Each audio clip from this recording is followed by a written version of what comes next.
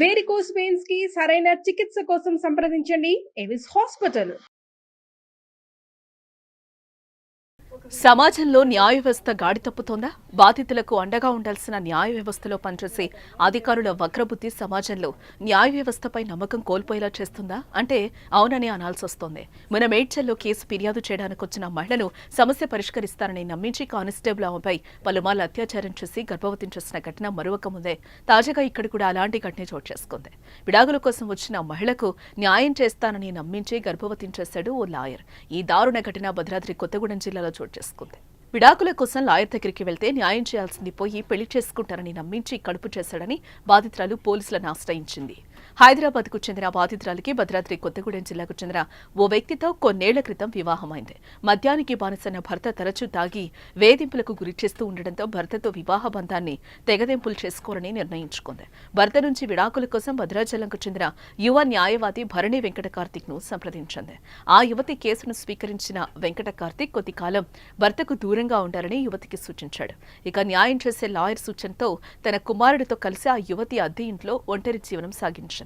Divorce విషయం తాను చూసుకుంటానని తన కామవాంఛ తీర్చాలంటూ కార్తిక్ ఆ యువతిని కోరాడు. అంతటితో ఆగకుండా ప్రేమిస్తున్నానంటూ పెళ్లి కూడా చేసుకుంటానంటూ యువతి వెంటపడ్డాడు. యువతి బలహీన క్షణాలను ఆసరాగా చేసుకుని లాయర్ ఆమెను శారీరకంగా లొంగదీసుకోవడంతో గర్భం దాల్చినట్లుగా యువతి వీడియోలో చెప్పుకొచ్చింది. ఇక గర్భం దాల్చడంతో యువతి మనోవేదనకు గురైంది. తన ఇంట్లో వాళ్లకు తెలిస్తే పరువు పోతుందని తనను వివాహం చేసుకోవాలని కార్తిక్ ను కోరింది ఆ యువతి.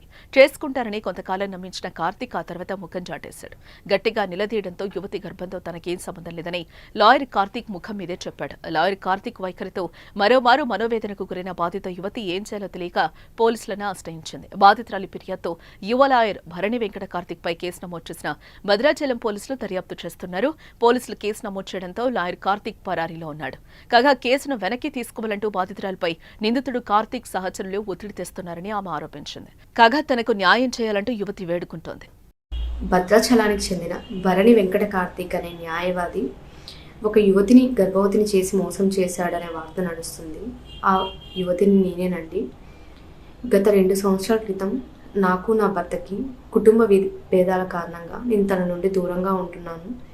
నేను డైవర్స్ ఇవ్వడానికి నేను భరణి వెంకట కార్తిక్ అనే న్యాయవాదిని కలవడం జరిగింది.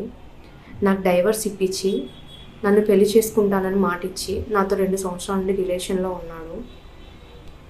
ప్రస్తుతం నేను 2వ నెల గర్భవతిని. నేను ఆ విషయం కార్తిక్కి తెలియజేశాను. నన్ను బెదిరించాడు, నాకు సంబంధం లేదు, నేను పెళ్లి చేసుకోను అని చెప్పి. నేను ఎస్పీ సార్ని కలిసి పిటిషన్ ఇవ్వడం జరిగింది. ఎస్పీ సార్ సిఐ సార్ దగ్గరికి వెళ్ళమని చెప్పారు. సిఐ సార్ దగ్గరికి వచ్చి సిఐ సార్ని కలిశాను. సిఐ సారు కార్తిక్ని పిలిపించి మాట్లాడారు. మేము పెద్దవాళ్ళతో మాట్లాడుకుంటామని చెప్పారు.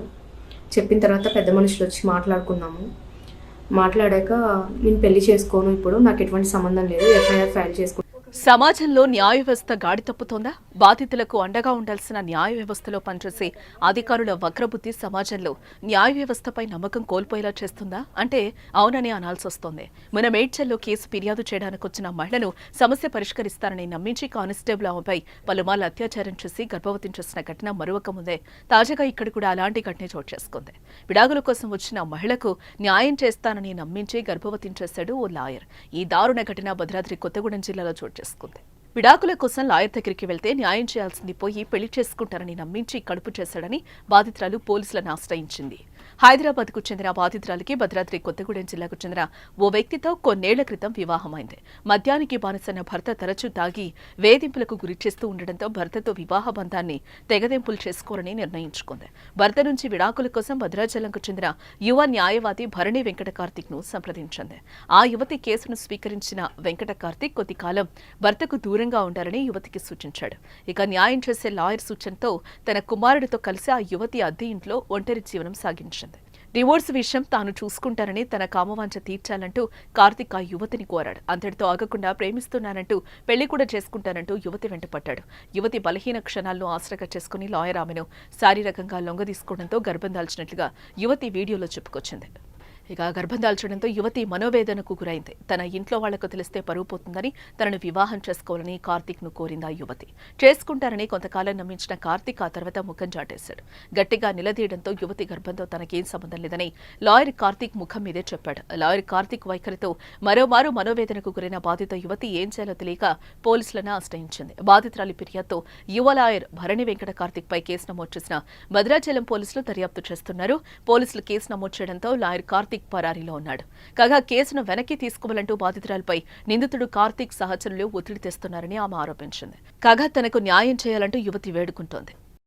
భద్రాచలానికి చెందిన భరణి వెంకట కార్తీక్ అనే న్యాయవాది ఒక యువతిని గర్భవతిని చేసి మోసం చేశాడనే వార్త నడుస్తుంది. ఆ యువతిని నేనేనండి. గత 2 సంవత్సరాల క్రితం నాకు నా భర్తకి కుటుంబ భేదాల కారణంగా నేను తన నుండి దూరంగా ఉంటున్నాను. నేను డైవర్స్ ఇవ్వడానికి నేను భరణి వెంకట కార్తీక్ అనే న్యాయవాదిని కలవడం జరిగింది. నాకు డైవర్స్ ఇప్పించి నన్ను పెళ్లి చేసుకుంటానని మాటిచ్చి నాతో 2 సంవత్సరాల నుండి రిలేషన్లో ఉన్నాడు. ప్రస్తుతం నేను 2వ నెల గర్భవతిని. నేను ఆ విషయం కార్తీక్కి తెలియజేశాను. నన్ను బెదిరించాడు, నాకు సంబంధం లేదు, నేను పెళ్లి చేసుకోను అని చెప్పి. నేను ఎస్పీ సార్ని కలిసి పిటిషన్ ఇవ్వడం జరిగింది. ఎస్పీ సార్ సిఐ సార్ దగ్గరికి వెళ్ళమని చెప్పారు. సిఐ సార్ దగ్గరికి వచ్చి సిఐ సార్ని కలిశాను. సిఐ సారు కార్తీక్ని పిలిపించి మాట్లాడారు. మేము పెద్దవాళ్ళతో మాట్లాడుకుంటామని చెప్పారు. చెప్పిన తర్వాత పెద్ద మనుషులు వచ్చి మాట్లాడుకున్నాము. మాట్లాడాక నేను పెళ్లి చేసుకోను, ఇప్పుడు నాకు ఎటువంటి సంబంధం లేదు, ఎఫ్ఐఆర్ ఫైల్ చేసుకుంటే చేసుకోండి అని చెప్పారు.